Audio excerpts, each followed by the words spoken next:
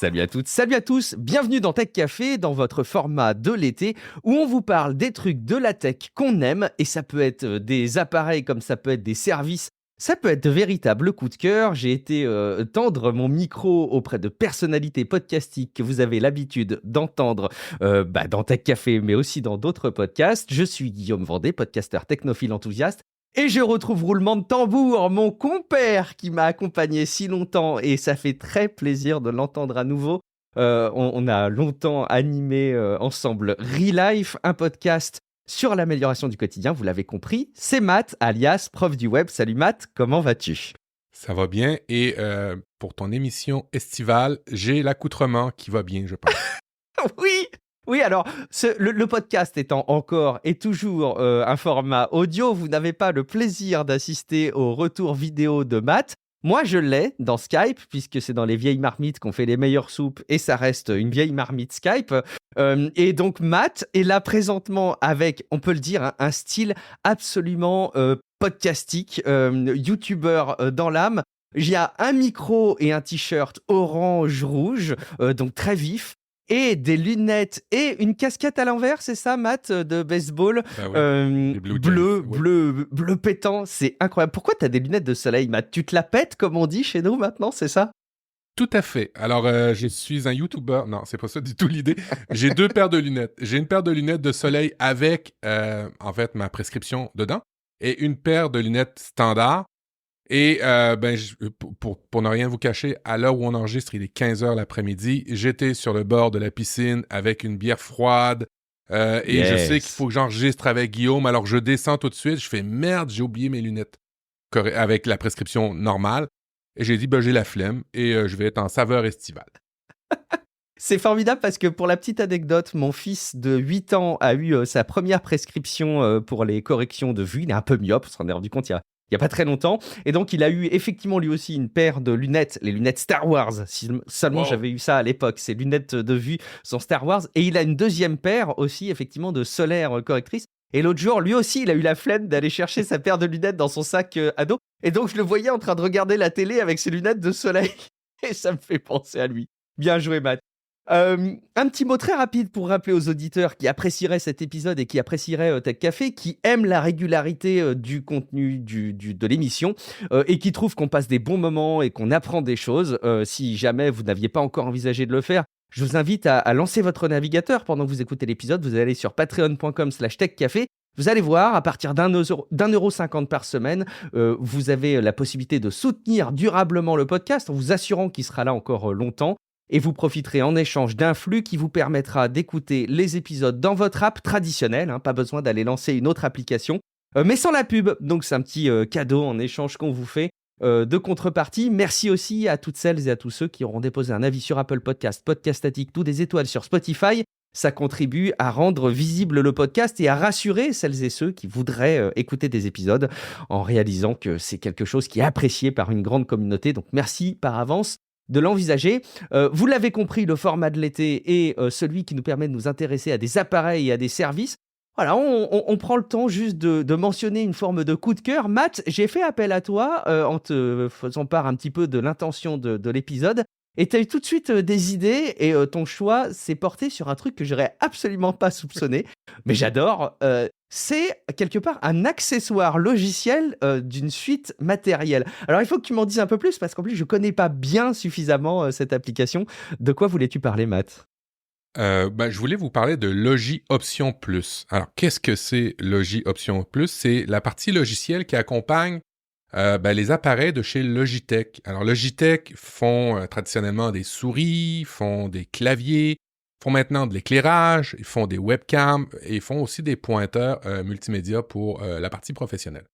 Et, mais traditionnellement, Logitech fait de très, très bons produits.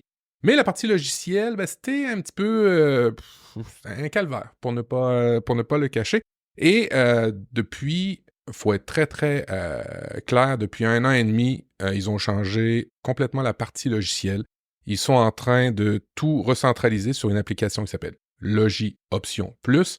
Et c'est comme le hub où vous allez avoir tous les pilotes drivers de vos souris et claviers. Alors, habituellement, quand vous achetez une souris ou un clavier, ben, vous la branchez, ça marche, pouf, on fait ce qu'on a à faire et ça finit là. Et j'en étais aussi, la partie logicielle. On n'a pas été habitué depuis l'histoire informatique que ben, ça nous émerveille. Mais là, écoutez, pour ceux qui ont des souris et des claviers Logitech, ben, allez faire un petit tour sur l'application Logi Option Plus. Et c'est pas parce qu'elle s'appelle Plus qu'elle est payante, non, c'est pas comme Netflix ou Ça Disney+. pourrait. Ça pourrait. C'est vrai, t'as raison. Ça pourrait. Mais non, c'est totalement gratuit. Et en plus, c'est très rétro-compatible. Alors, quand elle est sortie, ça s'adressait seulement pour les dernières souris haut de gamme et claviers qui étaient sortis. Mais depuis, cette application-là s'adresse aux claviers, aux souris d'entrée de gamme, hein, à 20 €, 25 €, 30 €. Vous allez pouvoir utiliser Logi Option Plus. Alors, c'est vraiment la partie logiciel driver, mais le plus, ben, je vais vous l'expliquer pendant cette capsule. Ouais, j'adore, Matt. Vraiment, il y a que toi pour penser à ce genre de mise en avant matérielle, enfin plutôt technique, parce que c'est quelque chose auquel on pense pas souvent. Alors moi, je reconnais que je l'ai installé pendant un temps et j'étais un peu frustré à Ouais. l'époque. J'avais eu mon processeur M1 et je crois que c'était une application qui n'était pas complètement compatible M1. Est-ce qu'ils se sont améliorés là-dessus? Ils sont compatibles un peu avec toutes les suites logicielles, dont les Mac maintenant? Alors, la partie Logi Option Plus fonctionne à merveille sur mon M1. Ça va très, très bien. Ça prend pas plus de processus qu'il n'en faut. Ça vous bousille pas la RAM. Je l'ai essayé aussi j'ai un Windows, hein. Oui, j'ai un Windows. Et ça fonctionne très, très bien et c'est assez discret en termes de consommation de ressources. Quand vous l'installez, mais automatiquement, ben, ça va détecter les appareils compatibles avec vos appareils. Alors, dans les notes de l'émission, je t'ai mis la note, mais dans les notes de l'émission, là, tu pourras peut-être mettre la compatibilité des appareils. Et tout dépendant de l'appareil, ben, il y a des fonctionnalités plus ou moins intéressantes. Je vous dirais, de manière générale, tout ce que je vais vous expliquer est pas mal compatible avec tous les appareils de chez Logitech. Il y a quelques exceptions, mais vous allez comprendre assez vite d'où elles sortent. Alors, il y a aussi les claviers, mais aujourd'hui, je vais vous parler des souris. Tout d'abord, évidemment, quand vous installez les appareils de chez Logitech, vous installez Logi Option Plus, on peut personnaliser chacun des boutons. C'est bien. On peut mettre des raccourcis, on peut mettre page suivante, page précédente, exact. Là, tu es en train de me montrer la Logi. Ouais, c'est ça. Est-ce que tu la reconnais à l'image? MX Master 3, c'est ça? 3S parce qu'elle est silencieuse, donc pour un podcasteur, c'est mieux.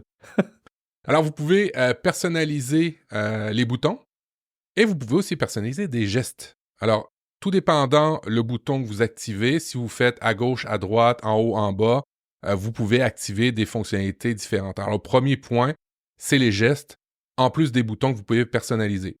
C'est bien, les autres ne le font pas nécessairement, c'est bien, mais vous allez voir qu'on peut aller encore un petit peu plus loin. Vous pouvez aussi configurer ces appareils-là sur plusieurs appareils, devices portables, que ce soit Mac ou Windows, il n'y a aucun problème. Il y a l'application, en fait, il y a la petite fonctionnalité qui s'appelle Logiflow, que vous allez pouvoir... Les noms, c'est un peu bizarre, c'est un peu comme les Schtroumpfs, les Schtroumpfs costauds, c'est toute logique quelque chose. Alors, Logiflow, vous allez pouvoir installer. Vous installez l'application sur votre Mac, vous installez l'application sur un deuxième Mac ou l'intérêt, c'est pas de Mac à Mac, mais de PC à PC, ça peut être intéressant. Ouais. C'est-à-dire que vous copiez, collez des choses d'un appareil à un autre grâce à Logiflow. Alors, ça, c'est une autre fonctionnalité qui est très intéressante. On y va crescendo, vous allez voir, vous allez dire, jusqu'à maintenant, oui, je suis pas convaincu, mais là, on commence à aller dans la productivité à son meilleur. C'est que vous pouvez automatiser des tâches un peu à la manière de IFTTT. Si vous avez un Stream Deck, vous allez vous y retrouver aussi. C'est-à-dire qu'à partir d'un bouton, vous pouvez configurer une suite de tâches les plus complexes les unes que les autres. Alors, typiquement, moi, j'en ai une pour le mode de travail. Dès que j'appuie sur ce bouton-là, ça va ouvrir mon Google Chrome à telle adresse. Ça va attendre quelques secondes parce que j'ai remarqué que des fois, il faut attendre quelques secondes le temps que les logiciels apparaissent. Ça va ouvrir après ça un autre logiciel Microsoft, Word par exemple, Excel et PowerPoint, et je vais les disposer dans mon écran. Ce qui fait qu'à partir d'un bouton, j'ai réussi à démarrer plein d'applications. les configurer, les mettre, les disposer où est-ce que je le souhaite sur mon écran, et tout ça à partir d'un bouton de souris.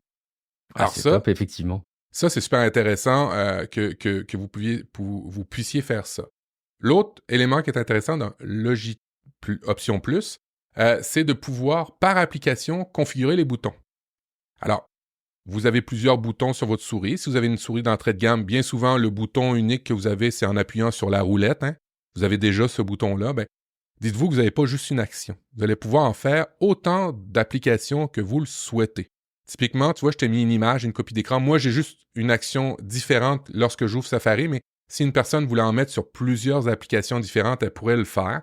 C'est-à-dire, lorsque vous êtes sur n'importe quelle application, vous pouvez configurer un raccourci, mais vous pouvez faire des exceptions sur certaines applications. Moi, dans mon cas, lorsque je suis sur Safari, j'ai un raccourci qui change sur ma souris automatiquement pour ouvrir le panneau latéral de mon Safari.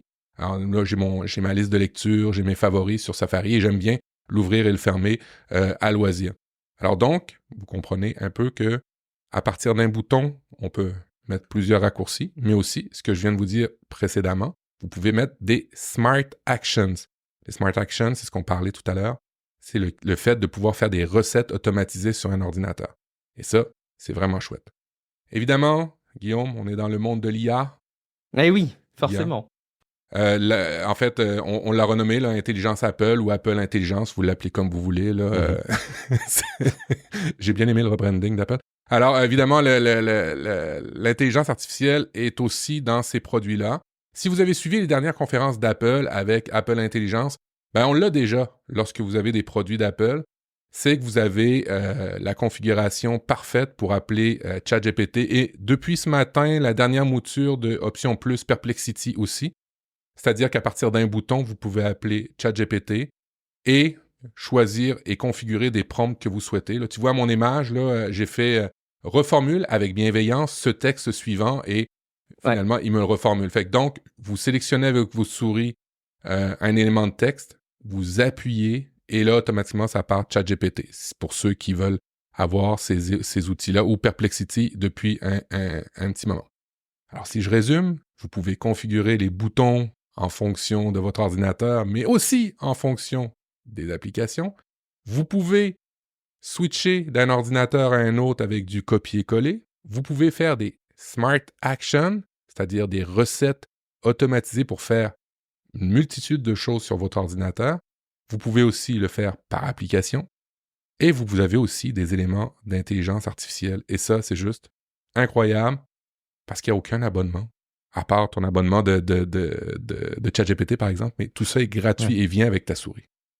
Ouais, c'est vrai que, alors, comme je le disais en intro, j'aime beaucoup ta capacité à mettre en lumière comme ça des choses qui sont à notre disposition et qu'on n'utilise pas ou on ne se rend pas compte qu'on les utilise. Donc, merci beaucoup. J'ai une question pour toi. Alors, je suis un heureux possesseur d'une MX Master 3S. Qui est hyper silencieuse, vraiment top, hyper agréable. J'ai le MX Keys aussi, hein, donc c'est le clavier aussi très, très qualitatif de chez Logi. Rappelons au passage que c'est des produits qui ne sont pas forcément donnés dans leur gamme de produits, mais c'est le genre d'appareil que vous allez acheter et que vous allez garder très longtemps, quelle que soit votre crèmerie d'ailleurs, hein, que vous soyez Windows, Mac, Linux, enfin tout ça va très très bien fonctionner. Je ne sais pas si Option Plus, il est dispo sur Linux. J'ai un petit doute là-dessus, peut-être que c'est un des terrains sur lesquels on a moins la possibilité de les utiliser. C'est pas très très grave. Donc j'ai une question pour toi. On peut switcher en dessous de la souris avec le petit bouton pour changer différents appareils qui seraient appairés en Bluetooth. Pareil pour le clavier. Mais je suis toujours un peu frustré de devoir le faire 2 fois. Et en fait, je me dis, ce que j'aimerais, c'est pouvoir dire sur mon clavier, choisis mon appareil 1, 2 ou 3 et que ça le change aussi sur la souris. Est-ce que tu as connaissance d'une solution magique qui ferait ça? Et est-ce que c'est possible via Option Plus? J'ai le sentiment que non, et ce qui me paraît toujours un peu une aberration, mais je me trompe peut-être. Je ne sais pas si toi, tu as déjà eu ce cas de réflexion et si tu as ce même besoin que moi. Alors, j'ai le même besoin que toi. C'est pas quelque chose qui est intéressant entre un PC et un Mac. Mais par contre, lorsque tu es sur Mac, tu sais que tu as une espèce de phénomène de continuité que tu peux faire en laissant toujours le curseur en position 1. Alors, pour ceux qui n'ont pas de souris, qui peuvent faire cette option-là. Ce que Guillaume a mentionné, c'est que des bonnes souris, pas des bonnes, mais beaucoup de souris Logitech permettent d'appairer à 3 appareils différents en Bluetooth Oui. la souris ou le clavier. Alors, nos claviers de Guillaume et moi permettent de les appairer à 3 appareils différents. Mais évidemment, il faut appuyer sur un bouton. Et nous, on est technologues, on ne veut plus On n'aime pas les boutons. Non, on n'aime pas les boutons. On veut que ça se fasse tout automatique. Alors, chez Mac, ça va bien parce que tu as ton iPad, tu as ton MacBook, tu as ton Mac Mini ou Mac Studio. Alors, Oui. tu switches d'un à un autre, c'est pris par l'écosystème Apple, mais effectivement, quand t'es entre Apple et Windows, non, c'est un peu plus compliqué, effectivement. Mais au moins, avec Flow, tu es capable de faire du copier-coller entre appareils lorsque tu as installé les bons drivers d'un appareil à un autre. Alors non, malheureusement, j'ai pas essayé ça. Toutefois, si tu recherches sur Amazon, ça s'appelle des KVM. Tu peux installer ton clavier, ta souris, des écrans, et après ça, en appuyant sur un bouton, et pas 2, 3, juste un bouton, ça va switcher automatiquement. Alors, il y a des qualités là-dedans dans les KVM que tu vas utiliser. Il y a des qualités aussi en termes d'écran. Si tu avais du 8K, du 4K, il faut faire attention dans ce qu'on achète. Mais oui, ça existe, mais c'est un autre appareil logiciel, un autre appareil physique qu'il faut acheter. Et évidemment, encore un truc qui va consommer du courant, qui va être tout le temps branché, et un truc qu'il va falloir mettre à jour aussi. Alors, Exactement. on s'en sauve pas. Une piste.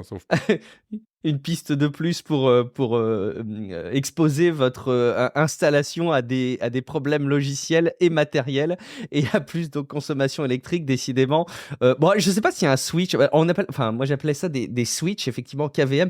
Je ne sais pas si ça consomme beaucoup. J'arrive pas à me rendre compte. Donc, parfois, il faut aussi proportion garder. Tu sais, en ce moment, on a aussi régulièrement des personnes qui crient au scandale sur la consommation électrique des chargeurs quand ils sont branchés, mais qu'ils ne sont pas rattachés à un appareil qui est en charge.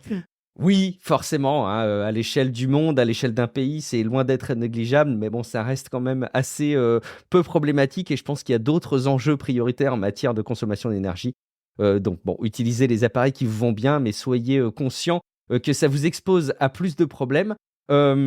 Écoute, merci infiniment, Matt. J'ai l'impression objectif atteint dans cette intention de partager un petit coup de cœur dans les suites logicielles et dans les appareils. On va continuer à ce sujet. Matt, tu voulais compléter? Mais je trouve ça... tu sais, il faut quand même saluer la démarche de Logitech, c'est-à-dire que j'ai acheté ma souris il y a 4 ou 5 ans, mon clavier il y a plusieurs années, et il y a quand même une évolution de la partie logicielle qui se fait sans devoir racheter. Et ça, je trouve ça vraiment juste magique, tu sais, dans un monde où des fois, ton Apple Watch que tu viens d'acheter, ben, elle fonctionne plus avec ton iPhone qui est dépassé. Bref, tu sais, dans un monde où c'est un peu compliqué, le logiciel et la partie hardware, faut vraiment... ils ont été pénibles pendant longtemps avec leur partie logicielle, mais là, il faut saluer que à chaque itération de Logi+, Logi Option Plus, on a des nouvelles options et ils intègrent de plus en plus de vieilles versions de souris. Et ça, vraiment, le chapeau Logitech.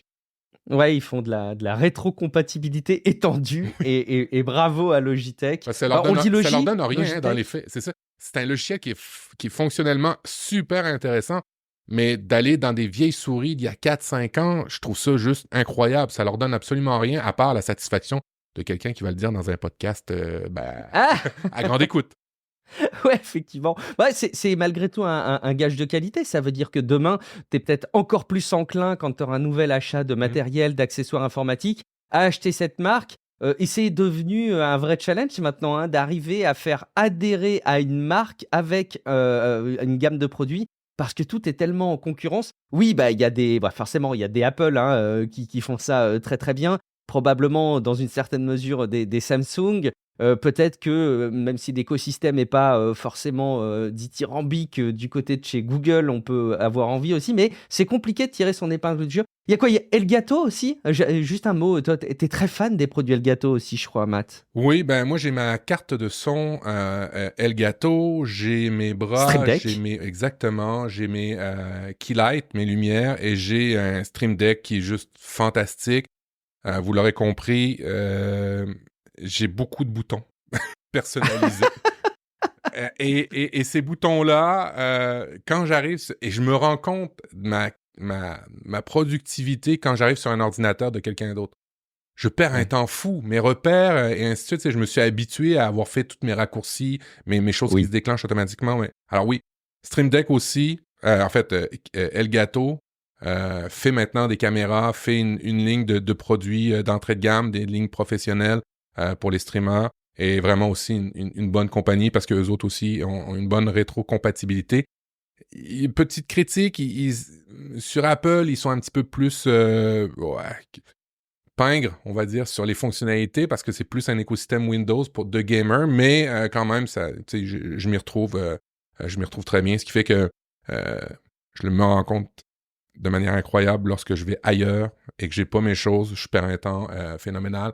Fait que c'est pas seulement d'avoir des gadgets, c'est aussi de gagner en productivité, en temps, puis à simplifier la vie. Je fais des choses 10 fois plus rapidement que certaines autres personnes en ayant ces produits-là, et quand on travaille, ben ça se paye rapidement.